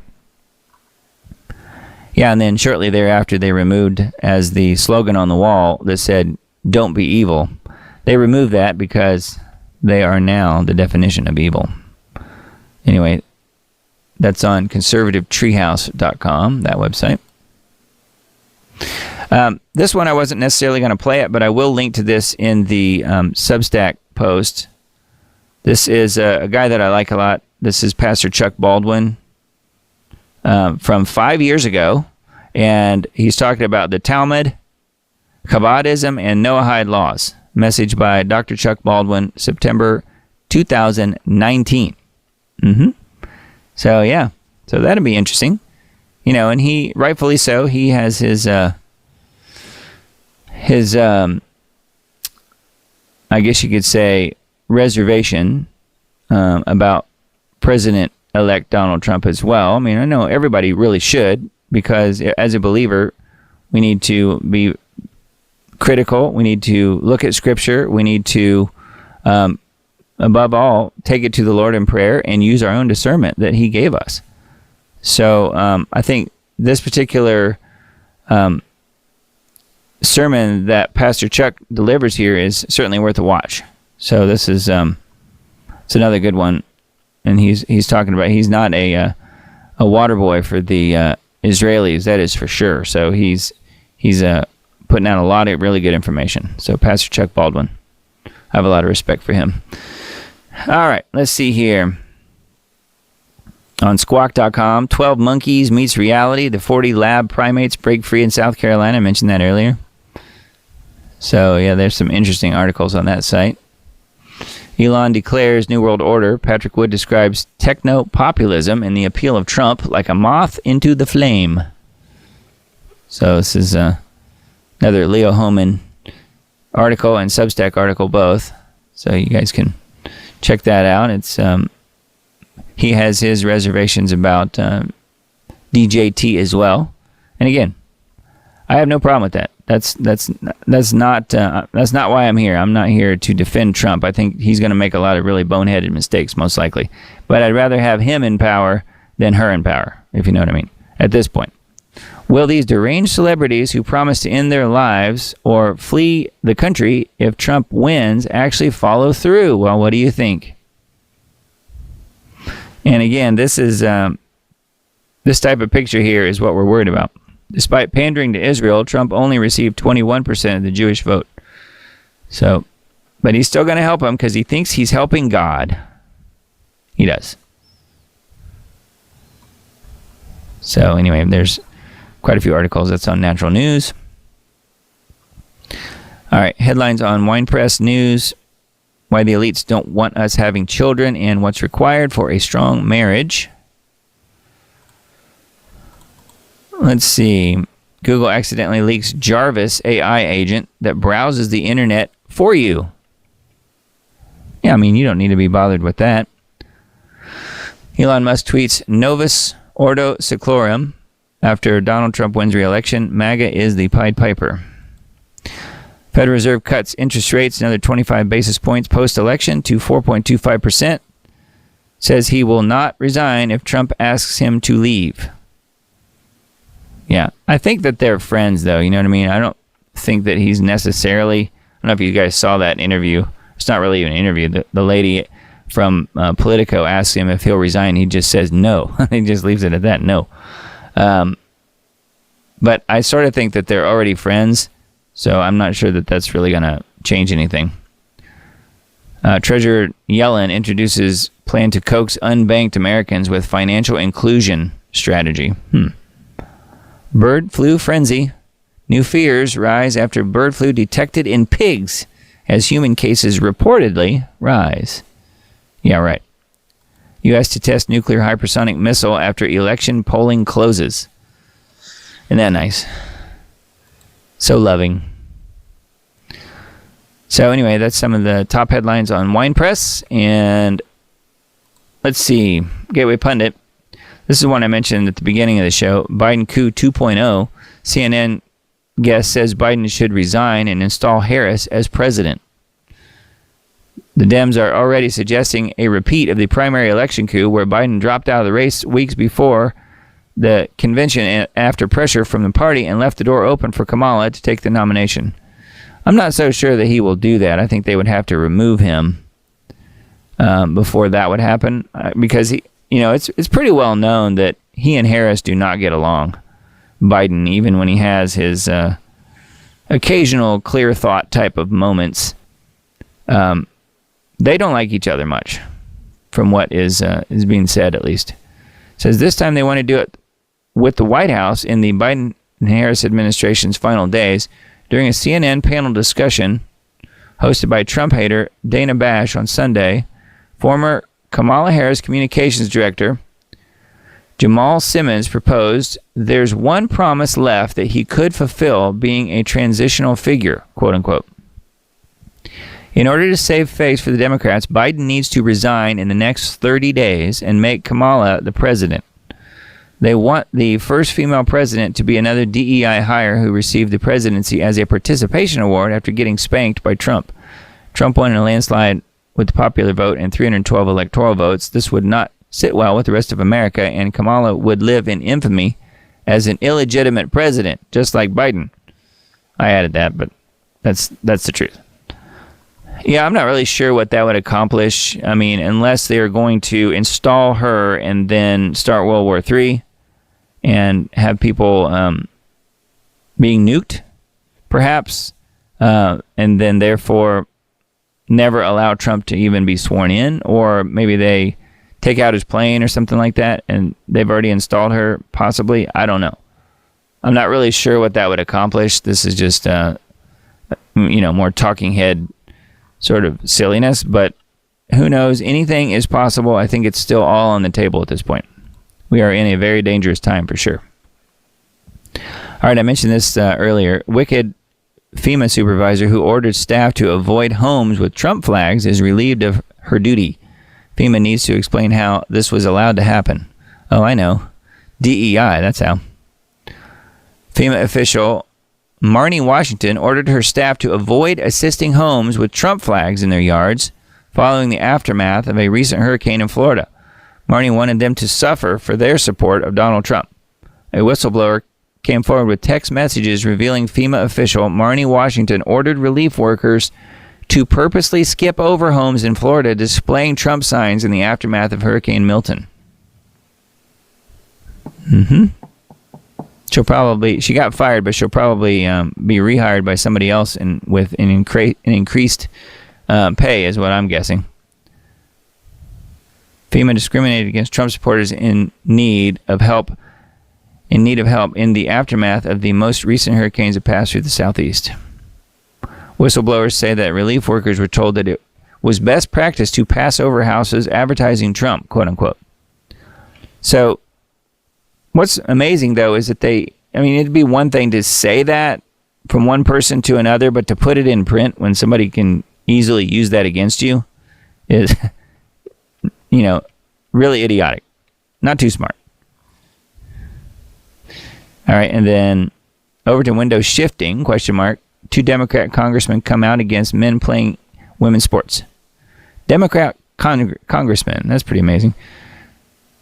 The Overton window appears to have shifted as 2 Democrat congressmen have now spoken out against transgender biological men playing in women's sports. Future Forward, a super PAC supporting Harris, found that a pro-Trump ad featuring the comments by Breakfast Club host Charlemagne shifted the race 2.7 percentage points in Trump's favor. The ad features a tagline, Kamala is for they, them, Trump is for you. New York Rep. Tom Suozzi and Massachusetts Rep. Seth Moulin appeared to, at least in part, blame Democrats supporting transgender athletes for Kamala's election night loss. So how about that? Wow. Overton window might be shifting. It's possible. Kash Patel announces massive declassification will occur under Trump's administration, from the Epstein files to Diddy list and more. We shall see, right? Lots of promises being made. Can't say I buy that, but maybe that will happen. But don't hold your breath. And then Vladimir Putin and Xi Jinping ready to restore relations with the U.S. under Trump's administration. So it's good news, I think. I tend to believe that's probably the case. He will certainly have a lot more respect than Biden ever did. And it was very well known that Biden never even picked up the phone to ever even talk to Putin. There was never any of that détente, never any of that communication back and forth. They just let the media do all the talking for him, which of course they all want war. All right, and then this report says desperate Democrats want to force out liberal Justice Sonia Sotomayor and replace her before Trump takes office. Because they're so loving. As the Democrat Party handles the fallout from the devastating election defeat this week, some have come up with the unlikely plan to oust liberal Supreme Court Justice Sotomayor. In just under 2 months, Republicans will control the U.S. Senate and likely a majority of at least 53 seats. Once Trump takes office, they will have free rein to start appointing conservative judicial nominees, shaping federal courts for generations to come. According to Politico's playbook, Democrat leaders are agonizing, quote-unquote, over whether to try and force Sotomayor out the door before Trump takes office in January. The 70-year-old justice is known to suffer from diabetes and other health issues, creating the possibility that her seat may become open during Trump's presidency. So they want to kick her out now so they can replace her with another total liberal. For Democrats, this is a hair-on-fire moment. Yes, it would be.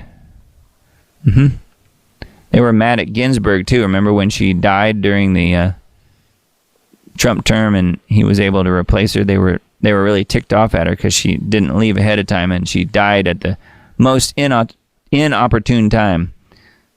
So, yeah, this is not quite as serious of a situation, but it's very similar. Threat to democracy. Kamala supporters begin questioning results of the 2024 presidential election. Some call for audits. Yes, please. I like how they have the vote Viagra thing here, making the F, and it says fraud. After the results from the presidential election shocked Democrats across the country following months of being told by disingenuous polls that Kamala was leading or neck and neck with Trump in each of the swing states, some have begun to call for audits and investigations. The proverbial shoe is now on the other foot. Yes, but you can't question the results of an election. We all found that out in 2020. Or I guess it's okay when they do it. While Kamala has conceded defeat to Trump and Democrat politicians have remained relatively silent in these calls, constituents have had a different sentiment and have taken to social media to insist something is amiss. What exactly are they calling for? These Democrat supporters are playing from behind after years of denying overwhelming evidence of improprieties in the 2020 and 2022 elections. Following the 2020 election, investigators began to collect data and evidence through open record requests, including chain of custody, in most cases the lack of, cast vote records, system log files, ballot images, voter rolls, grassroots door-to-door canvassing efforts, and any other piece of data they could get their hands on. Through these acquisitions, many grassroots election groups published numerous reports on the anomalies and improprieties in the conducting of these two elections. Perhaps the most egregious was the admission from the former Fulton County Board of Registrations and Elections member Mark Wingate during the disbarment hearing of former Deputy U.S. Attorney General Jeff Clark. Wingate testified under oath that Fulton County did no signature verification on returns in the largest county in Georgia.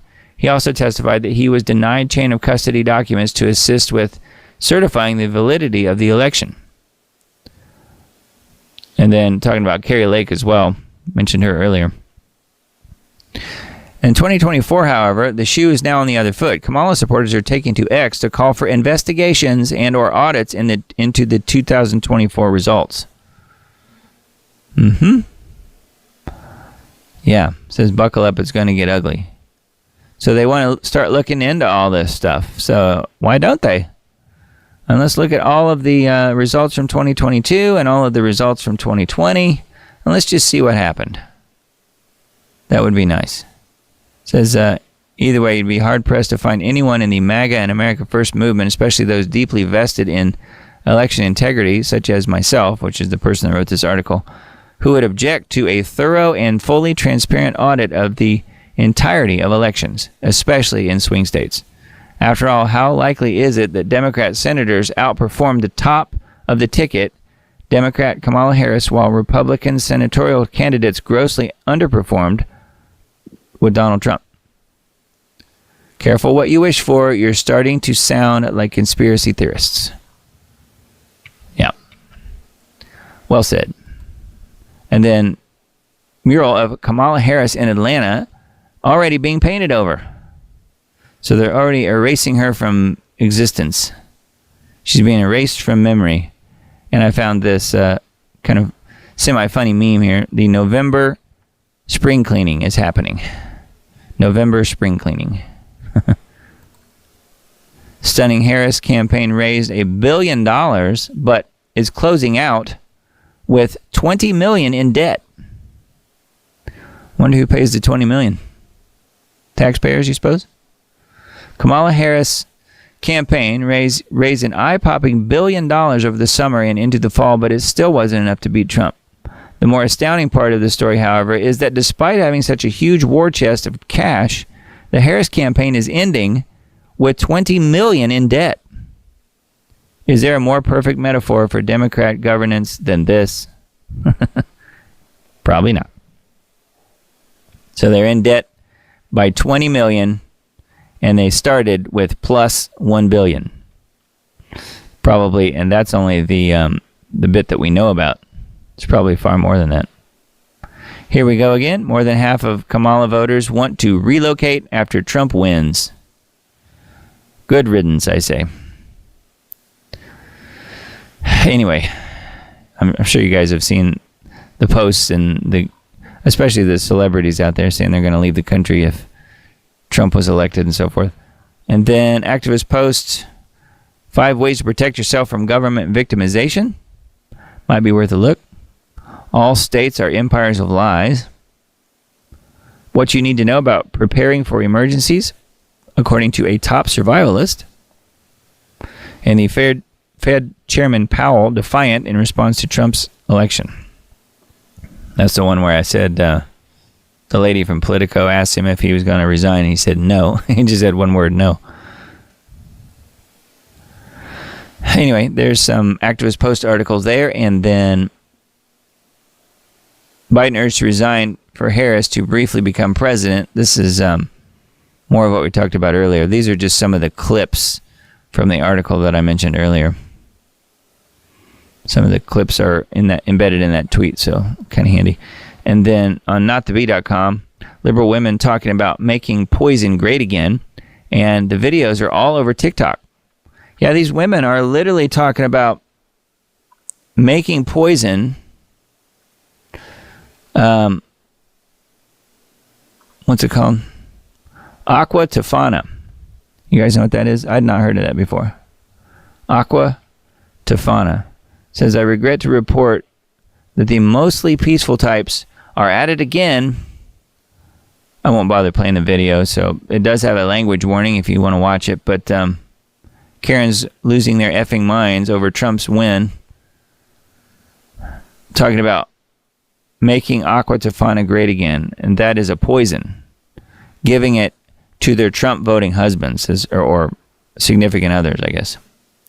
Liberal women are telling other liberal women to make a poison called aqua tofana, a poison concocted in the 1600s by Giala Tofana, a woman in Rome who sold the brew to women in order to poison their husbands. Over 600 victims were reportedly killed by the poison, which was often hidden in vials labeled for cosmetic or religious use. The poison was believed to have been a mix of arsenic, lead, and belladonna. And yes, the last few videos in that compilation show women discussing how to use poison rings to kill men. So they're literally doing this. But again, I guess it's fine when they do it. Could you imagine if it was the other side trying this? Not that they would, but man. Again, the peaceful and loving side of liberalism is showing its ugly head. Oregon paramedics reportedly hit a cyclist and rushed him to the hospital and then sent him a bill for $1,800. You can see it happening right there. 71-year-old William Hosch was out riding his bike in Rainier, Oregon when he was struck by a vehicle. Luckily, the vehicle that hit him was an ambulance. The ambulance driver said that he turned right and then he heard a thump. He and his coworker got out to see what they'd hit, and the paramedics found his bike under their tire, and Hosch was in bad shape on the pavement. I guess he was. Paramedics promptly scooped him up and rushed him to the hospital. Fractured nose, lacerations, and injuries were treated. Hosch found himself looking at a ton of medical bills, included in those numbers was a bill from Columbia River Fire and Rescue for $1,862 ambulance ride. They ran over him and then charged him for doing it. And we don't live in the end times. Wow. Trump declares neocons Mike Pompeo and Nikki Haley aren't welcome in the next administration. That's good news. Report terrified DOJ bureaucrats losing their minds over Trump return. Justice Department officials are in total panic over Trump's imminent return to Washington and his pledge to clean house. Coup. Harris advisor calls on Biden to resign and make Kamala president before Trump's sworn in. Again, not sure exactly what that would accomplish, but I guess it's possible. Who knows? Gunmen in Mexico opened fire on Texas National Guard soldiers. Things seem to be ramping up in the border war. Texas National Guard soldiers working on the southern border took fire from shooters in Mexico on multiple occasions in recent days. Wow. Being fired at. Top articles on vaccine impact. Trump supporters in panic mode. ? Let the censorship and revision of history begin to serve King Trump. So the writers for vaccine impact are not Trump supporters in any way. So, but if you want that perspective, it's totally fine.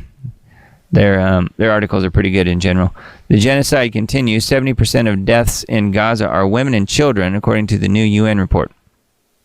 Women and children. That's who the Israeli military, courtesy of the Zionist regime in charge, wants to make sure they get rid of. Women and children. Trump announces former Big Pharma lobbyist to run the White House staff, which is, I mentioned her earlier. That is Wiles. The rich get richer. Elon Musk's net worth soars $20 billion higher the day after Trump wins. Wow. Musk wants Americans to vote because your life depends upon it, or his life depends upon it. ? Are non-Zionist Middle Easterners more knowledgeable about American politics and elections than most Americans? And then the rest of those are ones that I mentioned last week. So those are on vaccineimpact.com. And then GeoWatch for this week, we have Engineering Winter Storm Anya spread heavy snow to Colorado and New Mexico. Blizzard. Feet of snow covered New Mexico. Saudi Arabian desert turned into a winter wonderland for the first time in history. Yeah. No geoengineering there at all. Were these engineered winter weather events, ? Was the intent to demonstrate what climate engineering can do as the COP29 Global Climate Conference begins on Monday in the oil-producing nation of Azerbaijan? Are the COP Global Climate Conferences complete facades behind which climate engineering and carbon fuel production is promoted? Global Alert News installment below. So have a listen to that if you haven't already. Many of you guys probably already heard it, but it is available there, embedded on the page.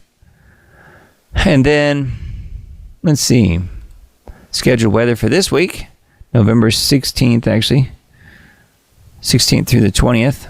It's officially 11:11, if you guys didn't notice. Although I didn't see 11:11 p.m., it is now officially 11:11, the date. Let's see, between November 16th and 20th, it looks like it's going to be above normal in the east and below normal in the west. Interesting how they like to flip-flop it back and forth. Yeah, I must have ordered snow for the conference. Yeah, I think you're right. I think that's what was going on here with the, what was it called? COP29, Global Climate Conference. Yeah, I think they like to talk about in the back rooms, behind closed doors, what they're able to do with engineering the climate, engineering the weather, chemical ice nucleation. Look how they can cool things off. And look, we just cooled off a big chunk of the desert. So, of course, it's going to give them even more investments, even more money rolling in, most likely. All right, you guys, that was the end of the articles I had tonight. Make sure you join me on Substack if you're not there already. You know how to get there, diamonddisc.substack.com. Link is in the upper right corner, right up there, up that way. And then also the Subscribe Star is up and running. I mentioned that last week. Many of you guys were already there, I guess, on Tuesday, but we did, for those that missed it, we did a 7.5 hour live stream on Tuesday, election night. So that was a lot of fun. I didn't do talking for 7.5 hours, though. I really didn't say a whole lot. I talked a little bit, but we were moving back and forth between the InfoWars and the Steven Crowder live stream broadcast. So we're going back and forth and kind of following the numbers. They were doing a good job of reporting the election returns as they were coming in. So by the end of the night, we knew that it was going to be Trump. So overall, I think it was a good broadcast. It was a very long one, but it is there. I did archive it on my YouTube channel. I just left it there. So yeah, it is there if you guys want to go back and peruse through it at all. It was very interesting. There was some really, really good info that was put forth in that broadcast. So that was on election night. And then as far as this broadcast goes, we'll have another one on Sunday night next week on the 17th. So 10 p.m. on the 17th coming up. So we are quickly approaching Thanksgiving. How is that possible? I can't believe it. We're already seeing Christmas lights in places. It's really strange. Just doesn't seem right.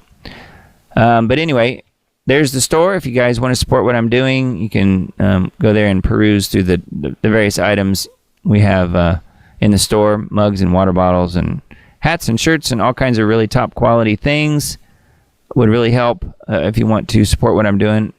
No pressure, but it is there if you guys are so inclined. And then the new thing that I have set up, though, is Subscribe Star. So got a couple people that signed up on there. You can see I've got a whopping 2 subscribers on the Diamond Report on Subscribe Star. So thank you guys for doing that. And but the problem is I have to have at least 5 before they'll even give me any of the funds that come in.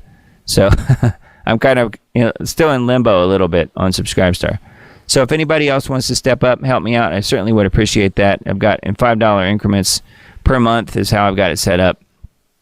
You just basically go in there and choose the tier that you want to do, and I really, really definitely appreciate that. Thank you all. Appreciate the blessing that is, and it really does help offset my cost. This is putting the show together takes a lot of time on my part, and it's all just coming out of my pocket otherwise. So, but thank you guys who are helping me. It really, really does help. Very much appreciated. Let's see here. Let me find my... Yeah, here we go. This is the main page here on my X account, Diamond Report on X. And let's see. I wanted to see if there was anything worth mentioning. This Megyn Kelly clip's pretty funny. Biggest losers of the 2024 election. We won't bother watching it tonight because it's kind of long, but it is there on my X account if you guys want to check it out. Prosecute these monsters for crimes against humanity. Fauci and Gates. January 6th will go down in history as the day the government staged a riot to cover up the fact that they certified a fraudulent election. That pretty much sums it up. Ray Epps was at the center of that. And here we have a picture of RFK showing up at the FDA headquarters. If you want to see what that looks like. Pretty funny. What else here? Oh yeah, this is kind of funny. Here, watching my neighbor tear down the Harrison wall sign.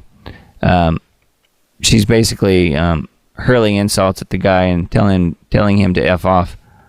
He's just telling her to have a nice day. She's taking down her Harrison wall sign.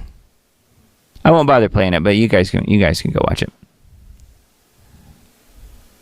And then here's the according to Viva Fry's post here, he was one of the guys that was on the long election night broadcast that we heard from, but the exact number of votes for the Democrat, according to Wikipedia, 2008, Obama got 69 million votes, and then again in 2012 he got 65 million votes.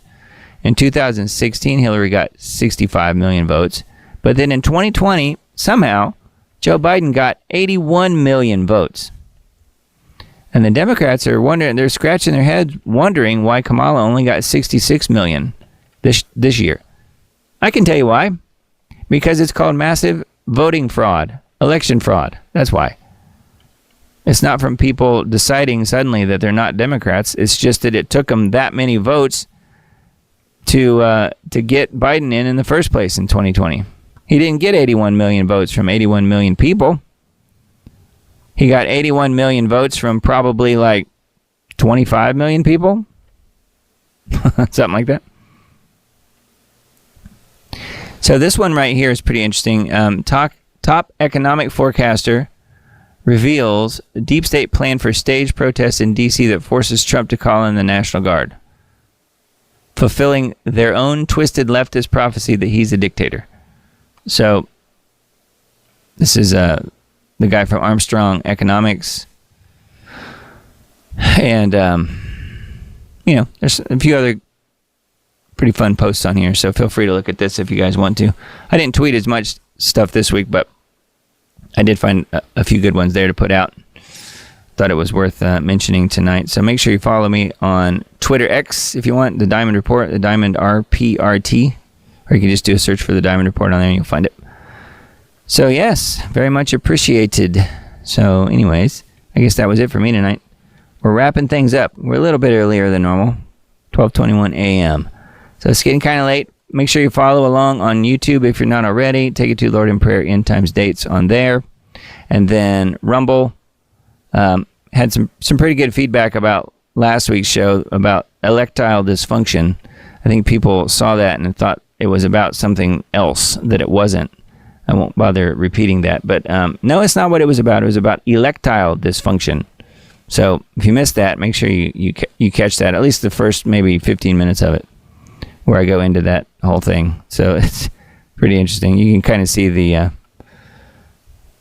here, I'll just show you. Yeah, you can kind of see the bullet points here. End erectile dysfunction. You can do that by voting, by the way. That seemed to work. It worked this time around. Are you suffering from difficulty maintaining an election? Does your election last for longer than 4 days? Do you have a sudden loss of interest in voting? Do you suffer from premature inauguration? Yeah, I had quite a few comments on that, and people really liked that. Thought it was pretty funny. It was supposed to be funny. It's okay to laugh at this crazy nonsense.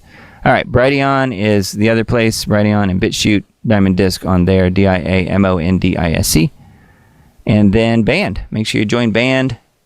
Miss Emily posted the link in both chats on Rumble and YouTube, so feel free to jump in there and follow along and send us what you're looking at as well. Just keep it nice, keep it friendly, and it's not a dating site. I'll just add those little caveats there. Could replacing Biden with Harris have to do with another assassination attempt? Yeah, I think that was kind of one of the things that people are positing, that they could replace him with her, and then they get rid of Trump, and then they have her anyway. They have her installed. She's ready to go. That would be called a coup. And I mean, there's no other way around it. But they've already had two coups. They did a coup already in 2020 installing Biden, and then they did another coup earlier this year when they installed her in place of Biden. So they are the coup. What could you call them? They're the coup clan, aren't they? The coup clan. I'll leave the middle part out, but they are the coup clan. The Democrats are the coup clan. They like their coups. Let me see what else you guys are saying before we wrap it up for the night. I'm kind of working my way backwards through the chat here. Come on, peeps, let's put our money where our hearts are. $5 a month is pocket change. Thank you, Susan. Appreciate that. Yes, you'd find, as Hal Turner would say, you know, he has his thing at $1. It's $1 every week or whatever it is for his subscriptions on his website. He says you have more change falling out of your pockets when you lay on your couch. Well, you probably don't have $5 in change, but if you do, you probably need to empty your pockets more often. But yeah, I mean, $5 is kind of where I started. That's a good starting place for me, and I really appreciate the sentiment there. So thank you. It does help, definitely. I mean, every little bit helps. Every little bit adds up. So again, you know, you have software, you have utilities, you have all kinds of equipment. I've got speakers and lights and cameras and microphones and computers and software and all kind of stuff. So yeah, it definitely is not cheap, for sure. I think we're full speed into tribulation regardless of who is president, it is written, Emily said. Yeah, I think that's a good way to put it. Yeah, I mean, you know, you could argue over whether or not the United States isn't really mentioned in the Bible, of course, and Babylon is as close as it gets. And I personally think that Babylon, most people attribute it to the United States in general. I personally think it's a city because the original Babylon was a city. And I think that the new Babylon is New York City. And I do think that New York City probably will be, unfortunately, will be destroyed at some point, as we've talked about numerous times on this show. But that doesn't mean that the entire United States will be destroyed, although destroying the financial hub would go a long way toward doing that. So once something like that happens, it would about have to be nuclear. I mean, you know, Katie barred the door, as they say. Wow, what a mess. But yeah, I personally think that the final 3.5 years are starting very soon. I would be happy to be wrong. Don't get me wrong. I would be completely fine being wrong about that. And if 2025 comes and goes and everything's hunky dory and we're humming along and nothing's changed, then I might have to rethink that. But right now I'm definitely still of the mindset that things are probably going to get worse before they get better, and starting next year, unfortunately. And it doesn't really matter who the president is, in my opinion. So yeah. Okay, you guys, I guess we'll wrap it up for the night. It's getting kind of late here. Anyway, I'll invite you guys back for next week. It will be broadcast on the 17th, so 11/17, starting at 10 p.m. Central. I guess we will catch you then. Make sure you keep your family and friends close, but keep your relationship with Jesus even closer. Make sure you keep him front and center. I'm going to try and do that again myself this week. So blessings to you all. I hope you have a really great week. We will meet back up here again, same time next week, and we'll take a look at the news again and see where we are. So love you all. Hope you have a great week. Talk to you later. We will take down the ring of fire. We will support our friends in Israel, but he's going to need help to do that. The biggest mistake I made was I picked some people. I picked some great people, but you don't think about that. I picked some people that I shouldn't have picked. I picked a few people that I shouldn't have picked. In February 2017, the landscape changed dramatically. President Trump had been elected. He appointed two wolves in MAGA hats, Mike Pompeo, a Kansas congressman and former arms industry executive, as CIA director. One of the things that I want to talk to you about is the JFK files. I opened them up partially. I was met with, from good people, good people. People that were well-meaning. Mike Pompeo was one of them. He's a good person. And I got a phone call from Mike Pompeo's lawyer. Mike Pompeo was the Secretary of State, but before then, he was the director of the CIA. His lawyer called me and said, you should know that anyone who tells you the contents of classified documents has committed a crime.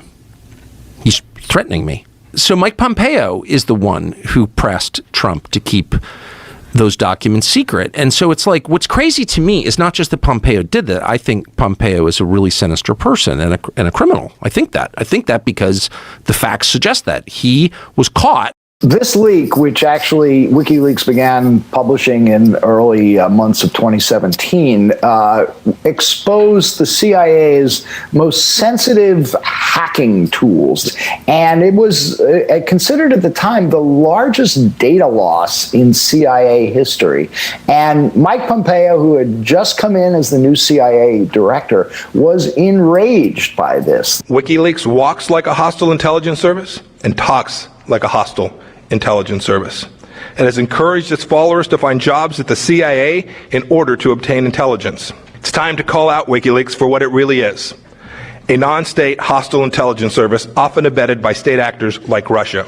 And that opened the door for the CIA to plan all sorts of operations, including the abduction of Julian Assange, and there was talk even of a possible assassination. My wife and my infant son were also targeted. A CIA asset was permanently assigned to track my wife, and instructions were given to obtain DNA from my 6-month-old son's nappy. That's who Mike Pompeo is.